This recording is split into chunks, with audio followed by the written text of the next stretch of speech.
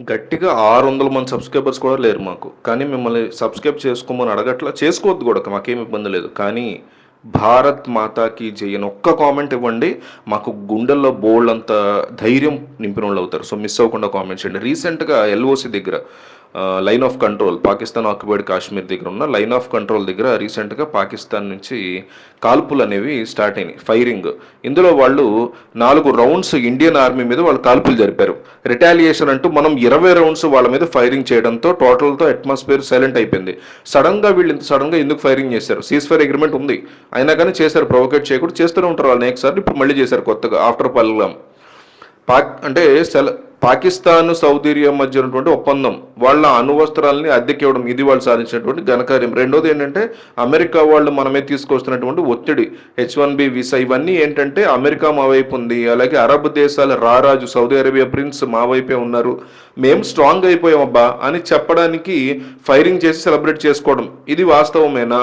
నిజంగా పాకిస్తాన్ వాడు ఇంత ధైర్యంగా మన మీద కాల్పులు జరపడం ఏంటి? ఇది అందరూ మాట్లాడుతున్నారు. ఇక వెస్టర్న్ మీడియా వాళ్ళ కథనాలు రాస్తారు కదా. ఎందుకో మన మీద ఎలాంటి ఒక దేశం ఉంటుందంటే వీళ్ళకి చిన్నపాటి డెవలప్మెంట్, జీడిపిలో చిన్నపాటి ఎదుగుదల కనపడినా కూడా తట్టుకోలేదు వెస్ట్ మీడియా. భారత్ని వాళ్ళు సెకండ్ పొజిషన్లో చూస్తున్నారు. అమెరికా మాకు చేరువలో వచ్చేస్తోంది, చైనాని పక్కన పెడుతున్నారు, ఇండియాని టార్గెట్ చేస్తున్నారు. సో ఇప్పుడు వాళ్ళ యుద్ధ నిపుణులు మాట్లాడేది ఏంటంటే భారత్ తన వార్ రూమ్లో పెద్ద స్థాయిలో వీళ్ళు వ్యూహాన్ని రచిస్తున్నారు. ఎందుకు? రేపు ఇంకొక ఆపరేషన్ సింధూర్ అంటే పాకిస్తాన్కి సపోర్ట్గా సౌదీ అరేబియా వస్తుంది కదా, వాళ్ళు ఇలాంటి ఒక ఒప్పందాన్ని వేసుకున్నారు కదా. భారత్ కొత్త రకమైన స్ట్రాటజీని ఆలోచించాలి. అంటే two front war. Saudi Arabia వాడు భారత్కి వ్యతిరేకంగా యుద్ధం ప్రకటించగలడా? ఒప్పందాలు అయిపోయి ఓకే ఫైన్, బట్ రియాలిటీలోకి వచ్చినప్పుడు మీరు చూస్తే అరబ్ దేశాలు అరబ్ నాటో, ఇస్లామిక్ నాటో అని మాట్లాడుతున్నారు. జస్ట్ మీరు ఊహిస్తే 5 to 10 years ఈ ప్రపంచం ఎలా ఉంటుంది అంటే ఎటు చూసినా కూడా ఎలక్ట్రిక్ వెహికల్స్ అని చూస్తాం. అవునా? ఆల్రెడీ ఇండియాలో ఎక్కడ చూసినా ఎలక్ట్రిక్ వెహికల్స్, స్కూటర్స్ కానీ అవన్నీ వచ్చేసే చిన్నవి కళ్ళ ముందే మనం చూస్తున్నాం.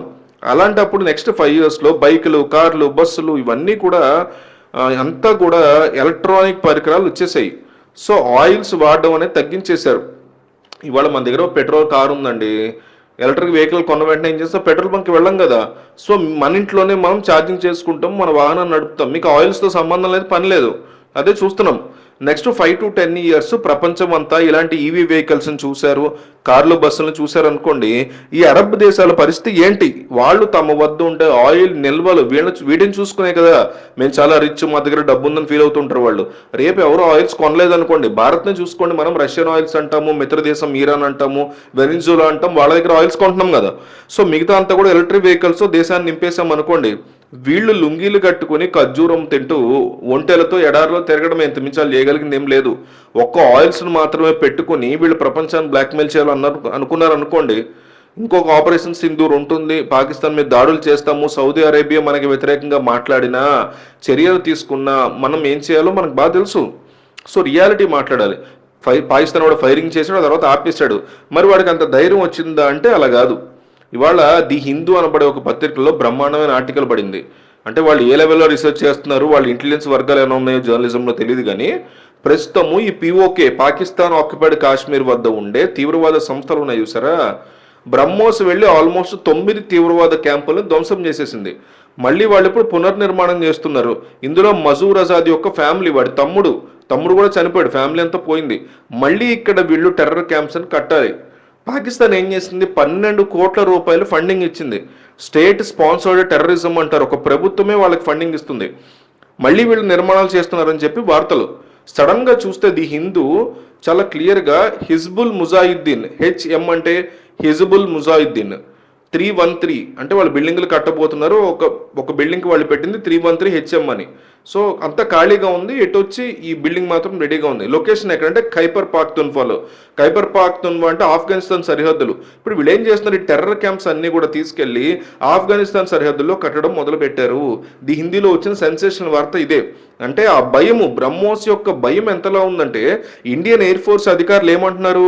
పాకిస్తాన్లో మీరు ఎక్కడికైనా వెళ్ళండి, ఏ మూలైనా దాక్కోండి, మేము మిమ్మల్ని విడిచిపెట్టే ప్రసక్తే లేదు. మోడీ ఓపెన్గా చెప్తున్నారు, మేము వస్తాము, ఐడెంటిఫై చేస్తాం, మిమ్మల్ని కొడతాం, తిరిగి వెళ్తాం, మీరు మమ్మల్ని ఆపలేరు. అందుకే అన్న భారత్ మాతాకి జై అని కామెంట్ చేయండి అని. మరి మామూలు విషయం కాదు, ఇండియన్ ఆర్మీ కోసం చేయమంటున్న కామెంట్. LOC నుంచి 150 కిలోమీటర్లలో ముజఫరాబాద్ ఉంది. ఈ ముజఫరాబాద్ తర్వాత మన్షహర్ అని ప్లేస్ ఉంది. ఈ మన్షహర్లోనే హజ్బుల్లా ముజాహిద్దీన్ యొక్క స్థలం ఉంది. హార్డ్లీ అనదర్ 28 కిలోమీటర్స్లో ఉంది ఇది. అంటే 150 కిలోమీటర్స్ దాకా వచ్చి ఎయిర్ స్ట్రైక్ చేస్తే ఇంకొక 28 కిలోమీటర్ల దూరం వెళ్ళలేమా అనేది ప్రశ్న. సో బార్డర్ వార్ఫేర్ చేస్తున్నాం. ఇంటెలిజెన్స్, సర్వేలెన్స్, రికాన్ఫరెన్స్ మన శాటిలైట్స్ పెట్టుకుని తీవ్రవాదులు వాళ్ళ క్యాంపులు ఎక్కడెక్కడ ఉన్నాయి, ఏ స్థాయిలో మనం దాడులు చేయగలుగుతాము, ఆ బిల్డింగ్ టార్గెట్ చేసాము అనుకోండి, బిల్డింగ్ మాత్రమే ప్రెసిషన్ సైక్స్ అంటాం. ప్రిసిషన్ స్ట్రైక్స్ వెళ్ళి దాని మీద పడుతుంది. అది పక్కనున్న బిల్డింగ్స్ చెక్కు చెదరు, ఆ లెవెల్లో ఆయుధాలు ఉన్నాయి మన దగ్గర.